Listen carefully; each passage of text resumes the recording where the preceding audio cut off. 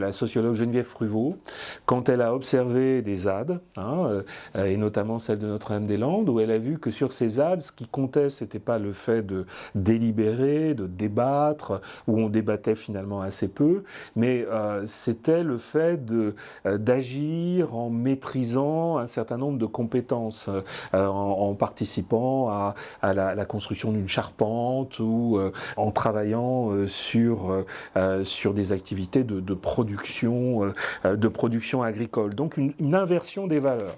On est dans une société où on valorise beaucoup le discours et ceux qui ont le pouvoir, c'est ceux qui parlent le mieux.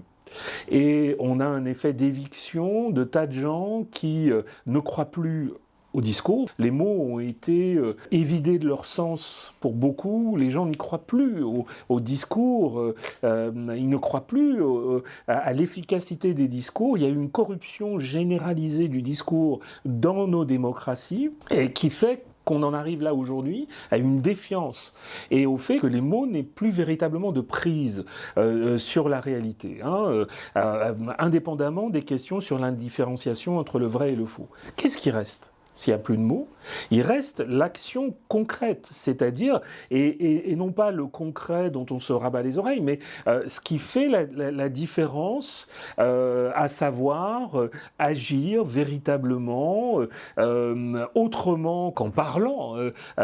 Et donc celui qui est légitime, c'est celui qui fait la preuve qu'il agit.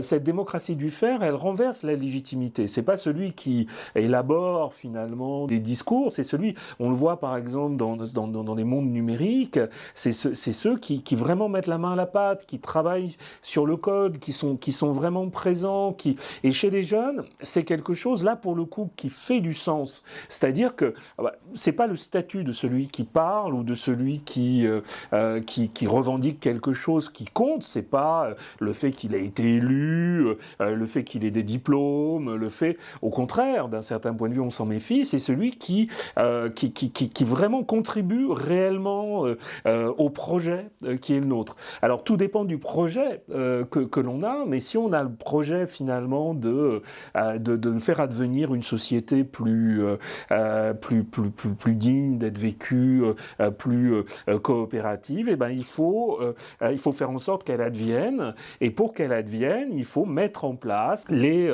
dispositifs d'autoproduction, de consommation. Il faut mettre la main à la pâte. C'est à tout ça qu'on renvoie la démocratie du faire.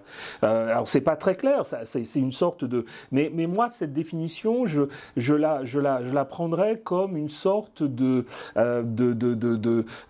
par différence, par la négative, par rapport à la démocratie du discours, qui est une démocratie qui s'est totalement épuisée et qui en partie s'est complètement sabordée. À force de dire tout et n'importe quoi, de faire dire aux mots ce qu'ils ne signifiaient pas. Quand un président de la République publie un livre qui s'appelle Révolution, dans lequel cette notion de révolution paraît complètement invisible. Tout ça, on a complètement démonétisé la langue et le langage politique. Qu'est-ce qui reste ? C'est le faire, c'est l'action. Quoi, cette notion de démocratie du faire, elle est importante de mon point de vue. C'est parce qu'elle renvoie à plusieurs dispositions chez différents groupes de citoyens. Je pense que pour les jeunes, qui se plaignent souvent qu'on met trop de temps pour faire les choses, que tout ce qu'on décide, ça ne sert à rien, qui veulent voir vraiment les choses avancer, ça exprime finalement une demande pragmatique de résultats concrets, cette démocratie du faire. Bon, premier élément.